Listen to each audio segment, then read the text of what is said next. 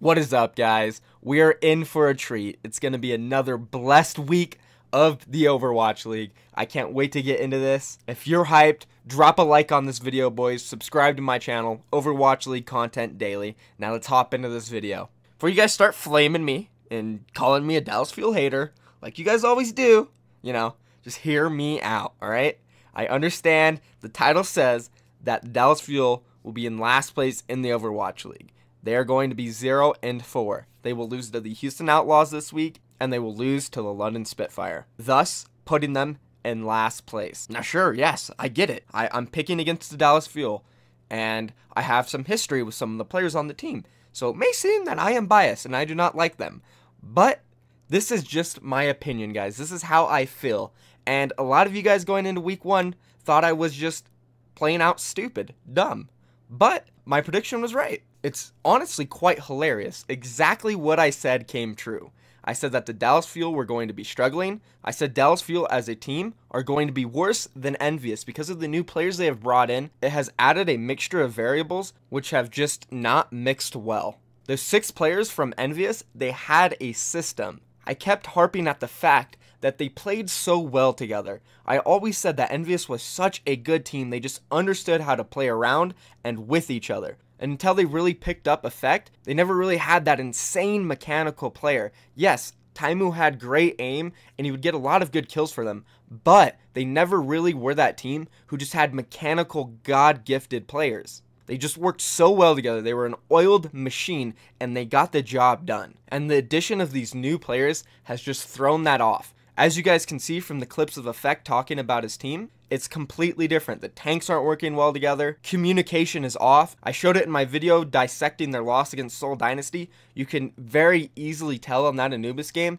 that they just were not working together. If they were playing together, focusing targets, they would have won. So I hope you guys understand that I am not trying to hate on the Dallas Fuel. I am not. I am simply stating my personal opinion on what I think will happen. I do think Dallas Fuel will be a decent team in the league. I do believe they can make the playoffs. But before they get over this hump, they're going to hit absolute rock bottom. And this week is going to be a tough week, and I think they'll hit rock bottom. First, I'm going to talk about their first match against the Houston Outlaws. This is going to be an extremely close game. Both these teams are coming into this match hungry as hell. They're both searching for their first win. Houston Outlaws is looking for vengeance from the preseason, and the Dallas Fuel are just looking for a victory. They're looking for a silver lining. But I don't think they're going to get it here. I think the Houston Outlaws will prevail.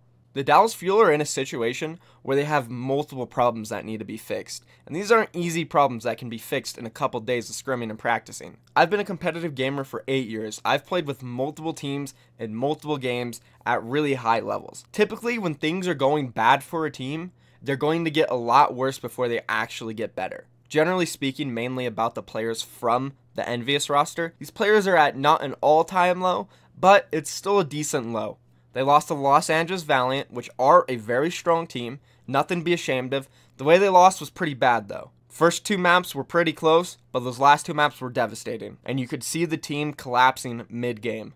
I think the team realized they have a bunch of problems that they can't just brush off and that they really need to work on. And again, I just don't think there was enough time for them to actually dissect what the real issues were and to completely fix them.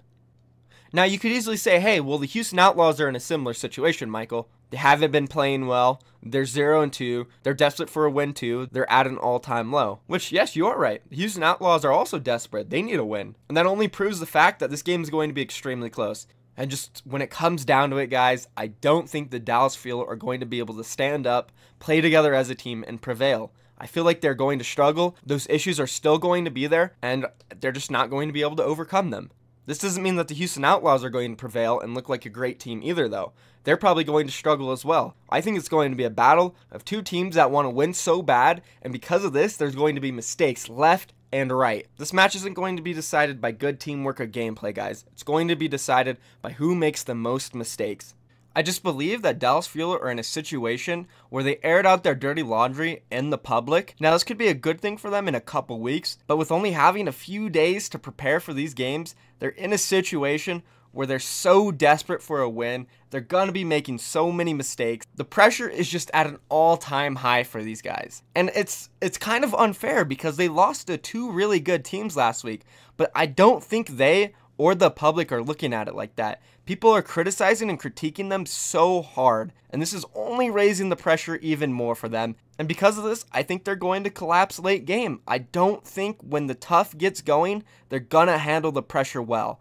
The Houston Outlaws are in a different situation. No one expects them to win this game. Nobody's looking at the Houston Outlaws like they're looking at the Dallas Fuel because they weren't envious. They weren't this dominant team coming into the Overwatch League that were supposed to be one of the best. And the Houston Outlaws are coming to this game under the radar, undetected, and preparing. And I think because of this, they'll slightly edge out the Dallas Fuel. And I don't think I need to say it anymore. Dallas Fuel are going to be the ones making more mistakes, and I feel like they're going to be the ones who collapse harder late into the set. Once the tough gets going, and they really, really need to start performing when they're down 0-1 or 0-2 late in this set, they're going to collapse. It's going to be the absolute rock bottom of the Dallas Fuel.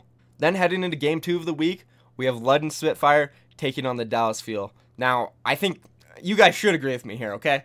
Now, I get you guys might be upset about me saying Houston Outlaws are going to be Dallas Fuel, but come on, it's the London Spitfire. These guys are insane. Profit, probably top 2 player in the league, maybe top 3. The number 1 Genji and Tracer statistically, which is absolutely unreal. And then they have Birdring. Honestly, they just have a completely stacked lineup. Nobody can disagree with that. Dallas Fuel potentially could get a map early on in the set. If not, it's going to be a clean 4-0 for London Spitfire. The last 2 maps will probably be very easy for them. I don't think there's much need to go into this match in depth and talk about why I think they'll win. I think it's kind of obvious. And after this match, the Dallas Fuel will hit rock bottom. It will be their absolute low. And I think this is good for them. I think after this week, they will realize what the issues are, and I think they will be able to improve on them. And heading into week 3, they have much, much easier games. They'll be taking on the San Francisco Shock and the Boston Uprising. They don't have to go up against the London Spitfire. They'll have more time to prepare since their match against the Houston Outlaws. And I expect to see a much prepared, crisper, stronger team from the Dallas Fuel. And truly, guys, I'm rooting for them. I don't want to see anybody collapse. I don't want to see any teams completely fail in the league. We need close Overwatch. We need great games every single set. That's what I want to see. Honestly, I just want to see teams go at it, head-to-head, incredible plays, clutch plays, nail-biting last team fights to decide the set. That's what I want to see. That's what the Overwatch League is all about for me. I love competition. These are just my opinions, man, and I get it. If you guys want to call me a Dallas Fuel hater, so be it, man. I've only been right so far. I've only been right about what I've said about them. And if you really are just a huge Dallas fan, I'm rooting for your team. I really am, guys. I'm rooting for your team. It's not like I have malicious intent behind these videos.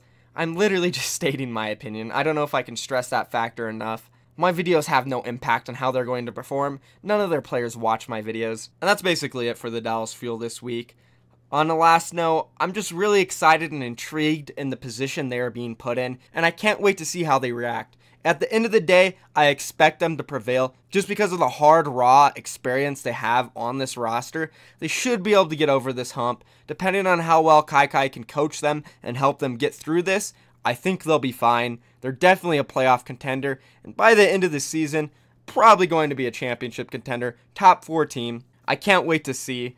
And to be honest, they're pretty lucky it's happening at the beginning of the season because there's going to be teams that go through the same situation, and it's going to be near the end of the season when they really need to perform to make it into the playoffs. And that will be unfortunate for whatever team that is. So again, Dallas Fuel, they're lucky it's this early on, and they're going to fix it. And as for the rest of the matches this week, we have some good ones. I'm really hyped for the Los Angeles Valiant games. This will really prove how good they are. Can they take on the Korean powerhouses New York Excelsior and London Spitfire? Who knows? I think they're going to be extremely close. I could say they have a chance against New York. I'm pretty positive London will win 3-1 or 4-0. Some good matches here and there. I think day 4 is going to be the best one, though. We have the Los Angeles Valiant, London Spitfire. Then we got the LA Gladiators taking on New York Excelsior. This game's going to be a nice indicator to tell how good the Gladiators really are.